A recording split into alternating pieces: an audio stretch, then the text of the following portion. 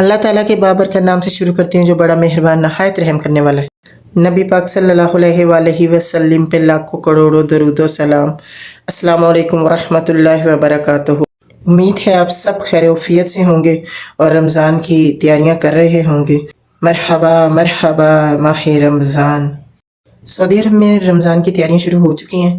یہ مارکیٹ ہے لولو، یہاں پہ بھی چاند اندر بنایا ہوا ہے انٹرس میں، اور باہر بھی کافی زیادہ خوبصورت سجایا ہے، وہ بھی میں آپ لوگوں کو شو کراؤں گی دوسری ویڈیو میں الحادی چینل میں انشاءاللہ۔ پروردگار مجھے توفیق دے کہ میں رمضان میں تیری عبادت تیری چاہت کے مطابق کروں، اور مجھے اچھی صحت و تندرستی عطا فرمانا کہ میں تیرے حبیب صلی اللہ علیہ وآلہ وسلم کی اتباع میں رمضان کے شب و روز گزار سکوں۔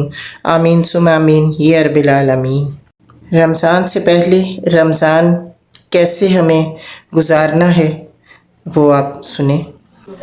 جی میں نے پہلے ایک ٹاپک جو لیکچر دیا تھا عبادت پہ دیا تھا، آپ سب نے سنا تھا تو ہاں جی شروع میں تو وہ عبادت پہ تھا، اور پھر اس کے بعد میں نے وہ نازیہ کے گھر میں نماز کے اوپر کیا تھا کہ نمازیں بے اثر کیوں ہو گئی، ٹھیک ہے، اس پہ کیا تھا۔ اور اب ہم کیونکہ رمضان قریب ہے تو اب ہم رمضان کی بات کریں گے، ٹھیک ہے انشاءاللہ۔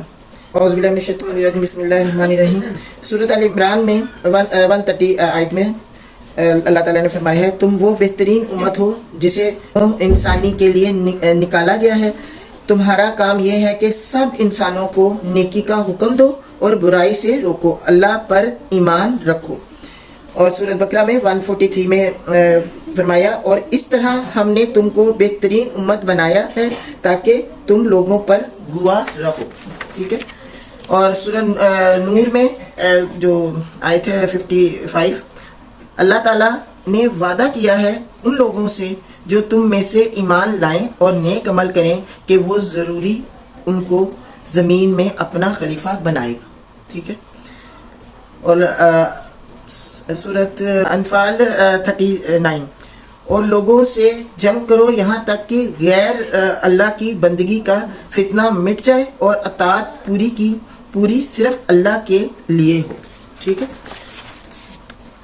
تو یہ تھوڑا سا پچھلا میں نے صورتیں اس لیے پڑھی ہیں کہ جو پچھلا ہم نے یعنی کہ اللہ تعالیٰ نے کس طرح بتایا کہ اطاعت کیسے کرنی ہے اللہ تعالیٰ کی، اور کس طرح مطلب بات ماننی ہے اللہ تعالیٰ کی، اور اسی میں پھر یہ روزہ اور حج اور زکوٰۃ یہ سب اللہ کے جو فرض ہیں جو ہم نے ادا کرنے ہیں، اللہ تعالیٰ نے حکم دیے ہیں جو انسانوں کو، تو وہ فرض ہیں جو ہم نے ادا کرنے ہیں۔ اس میں نماز سب سے پہلے ہے، اور پھر روزہ ہے، اور حج ہے، زکوٰۃ ہے، یہ چار۔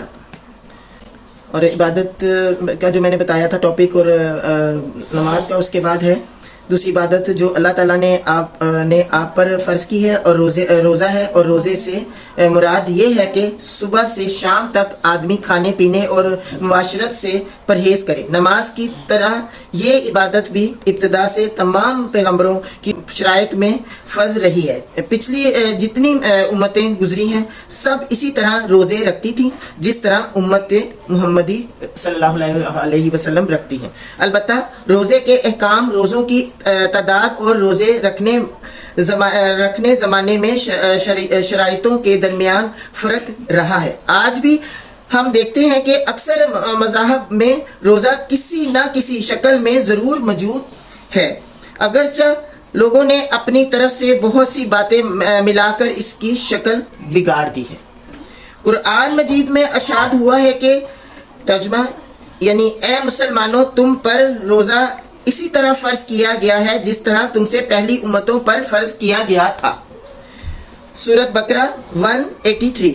اس آیات سے معلوم ہوتا ہے کہ اللہ تعالیٰ کی طرف سے جتنی شرائطیں آئی ہیں وہ کبھی روزے کی عبادت سے خالی نہیں رہی، یعنی کہ یہ تب سے چل رہی ہیں نبیوں کے، جب سے مطلب یہ شروع ہوا یہ سلسلہ نبیوں کا، تو تب سے ہی یہ چل رہا ہے روزے کا کسی نہ کسی شکل۔ غور کیجئے کہ آخر روزے میں کیا بات ہے جس کی وجہ سے اللہ تعالیٰ نے اس عبادت کو ہر زمانے میں فرض کیا ہے۔ اس سے پہلے کئی مرتبہ آپ سے بیان کر چکی ہوں کہ اسلام کا اصل مقصد انسان کی پوری زندگی کو اللہ تعالیٰ کی عبادت بنا دینا ہے۔ انسان عبدی یعنی بندہ پیدا ہوا ہے اور عبدیت یعنی بندگی اس کی عین فطرت ہے۔ اس لیے عبادت یعنی خیال و عمل میں اللہ کی بندگی کرنے سے کبھی ایک لمحہ کے لیے بھی آزاد نہ ہونا چاہیے۔ اسے اپنی زندگی کے ہر معاملے میں ہمیشہ اور ہر وقت یہ دیکھنا چاہیے کہ اللہ تعالیٰ کی رضا و خوشنودی کس چیز میں ہے اور اس کا غضب اور ناراضگی کس چیز میں ہے۔ پھر جس طرف اللہ کی رضا ہو ادھر جانا چاہیے اور جس طرف اللہ کا غضب ہو اس کی ناراضگی ہو اس سے یوں بچنا چاہیے جیسے آگ کے کنارے سے کوئی بچتا ہے۔ جو طریقہ اللہ تعالیٰ نے پسند کیا ہو اس پر چلنا چاہیے اور جس طریقے کو اس نے پسند نہ کیا ہو اس سے بھاگنا چاہیے۔ آسان ہو گئی۔ جب انسان کی ساری زندگی اس رنگ میں رنگ جائے تب سمجھو کہ اس نے اپنے مالک کی بندگی کا حق ادا کیا۔ میں نے جنوں اور انسانوں کو پیدا اسی لیے کیا ہے کہ وہ میری بندگی کریں۔ یہ اللہ تعالیٰ ایک اور صورت میں بتا رہے ہیں۔ یہ بات بھی اس سے پہلے میں بیان کر چکی ہوں کہ نماز، روزے، حج اور زکوٰۃ کے نام سے جو عبادتیں ہم پر فرض کی گئی ہیں ان کا اصل مقصد اب اسی بڑی عبادت کے لیے ہم کو تیار کرنا ہے۔ ان کو فرض کرنے کا مطلب یہ نہیں ہے کہ اگر تم نے دن میں 5 وقت رکوع و سجدہ کر لیا، رمضان میں 30 دن تک صبح سے شام تک بھوک پیاس برداشت کر لی، مالدار ہونے کی صورت میں سالانہ زکوٰۃ اور عمر میں 1 مرتبہ حج ادا کر دیا تو اللہ کا جو حق تم پر تھا وہ ادا ہو گیا اور اس کے بعد تم اس کی بندگی سے آزاد ہو گئے۔ یعنی کہ یہ آپ سمجھتے ہیں، ہم سمجھتے ہیں کہ ہم آزاد ہو گئے یہ سب کر کے کہ جو چاہو کرتے پھرو۔ اس کے بعد یعنی کہ یہ فرض ہیں جو چند ان کو ہم کر لیں اس کے بعد ہم جو چاہے کریں، بس یہ اللہ تعالیٰ نے ہمیں فرض بتا دی ہے، ان کو ہم کر لیں گے تو ہم بخشے جائیں گے، ہم جنت میں چلے جائیں گے، ہمارا کام ہو گیا۔ ہم یہ سمجھتے ہیں نا زیادہ تر کہ ہم نے عمرہ کر لیا، حج کر لیا، کتنی بھاگ دوڑ کرتے ہیں ہم عمرے کے لیے، ہم سفر کرتے ہیں اتنا اور ہم سمجھتے ہیں کہ یہ ہم بہت بڑی عبادت کر چکے ہیں، ہمارا کام ہو گیا، لیکن نہیں، بلکہ جو چاہے کرتے پھرو۔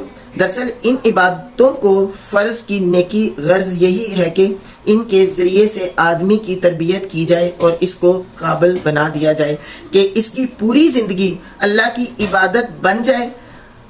آیا اب اس مقصد کو سامنے رکھ کر ہم دیکھیں کہ روزہ کس طرح آدمی کو اس بڑی عبادت کے لیے تیار کرتا ہے۔ روزے کے سوا دوسری جتنی باتیں ہیں وہ کسی نہ کسی ظاہری حرکت سے ادا کی جاتی ہیں۔ مثلا نماز میں آدمی اٹھتا اور بیٹھتا ہے، رکوع اور سجدہ کرتا ہے جس کو ہر شخص دیکھ سکتا ہے۔ حج میں ایک لمبا سفر کر کے جاتا ہے اور پھر ہزاروں لاکھوں آدمیوں کے ساتھ سفر کرتا ہے۔ زکوٰۃ بھی کم از کم ایک شخص دیتا ہے اور دوسرا شخص لیتا ہے۔ ان سب باتوں کا حال چھپ نہیں سکتا، ٹھیک ہے؟ اگر آپ ادا کرتے ہیں تب بھی دوسرے کو معلوم ہو جاتا ہے، اوکے؟ اگر ادا نہیں کرتے تب بھی لوگوں کو خبر ہو جاتی ہے۔ اس کے برخلاف روزہ ایسی عبادت ہے جس کا حال اللہ اور بندے کے سوا کسی دوسرے پر نہیں کھل سکتا۔ ایک شخص سب کے سامنے سحری کھائے اور افطار کے وقت تک ظاہر میں کچھ نہ کھائے۔ اس پروگرام میں یہ جو ڈنر ہوا تھا جو سب لے کے آئے تھے چیزیں، تو یہ میں شو کرا رہی ہوں۔ رئیسہ میری دوست ہے، اس کے گھر میں یہ لیکچر ہوئے تھے 2-3 جو میں اپلوڈ بھی کر چکی ہوں، تو یہ لاسٹ چل رہا ہے پارٹ، ابھی پارٹ 1 پارٹ 2 رمضان کا، یہ فرسٹ پارٹ ابھی اپلوڈ کر رہی ہوں، پھر سیکنڈ پارٹ انشاءاللہ وہ بھی جلدی اپلوڈ کر لوں گی۔ اور یہ ڈنر میں نے کہا دکھا دوں، اس میں جو پیزا کٹلٹ شو ہو رہے ہیں وہ میں انشاءاللہ الہادی چینل میں ریسیپی دکھاؤں گی انشاءاللہ، اور بھی بہت ساری ریسیپی رمضان کی انشاءاللہ وہ میں ساتھ ساتھ لے کے آؤں گی الہادی میں۔ جزاک اللہ خیر، اپنا بہت خیال رکھیں۔